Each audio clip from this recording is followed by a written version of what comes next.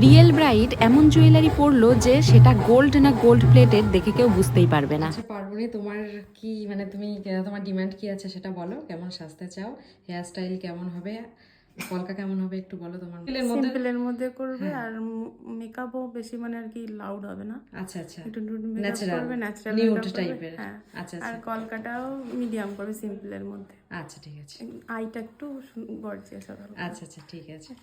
প্রত্যেকটা জিনিস ওর কাছ থেকে শুনে নিয়ে ওর ফেসে যেটা যায় সেই রকমভাবেই আমি ওকে রেডি করছি। ও ছিল ভেরি ফেয়ার স্কিন টোনের একজন, সেই স্কিন টোনটাকে ঠিক রেখেই এখানে ফুল মেকআপটা করা হয়েছে। আর কলকাতাও ও যেমন সিম্পলের মধ্যে চেয়েছিল আমি সেরকমইভাবেই করার চেষ্টা করলাম। আই মেকআপের ছবিটা ও আমাকে দেখিয়েছিল, আর হাইলাইটার যেন বেশি ইউজ না করি সেটাও ও আমাকে বলে দিয়েছিল। চলো দেখি এবার জুয়েলারিটা। এই যে জুয়েলারিটা আমার হাতে আছে, মানে নেকলেসটা আমি পরাচ্ছি, এটা ছিল গোল্ড।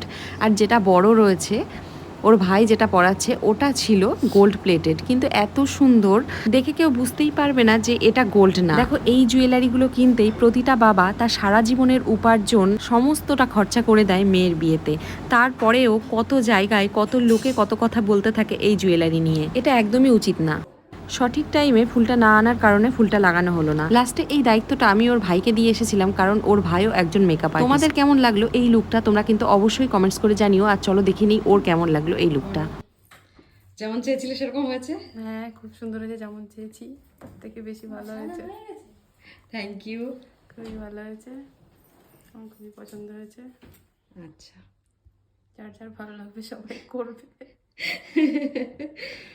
আমার কাজ যদি তোমাদের ভালো লাগে তাহলে একটা লাইক কমেন্টস আর আমার চ্যানেলটাকে সাবস্ক্রাইব করে দিও। আর যারা আমাকে লাইক কমেন্টস করছো তাদেরকে অনেক ধন্যবাদ, অনেক ভালোবাসা রইলো তোমাদের জন্য।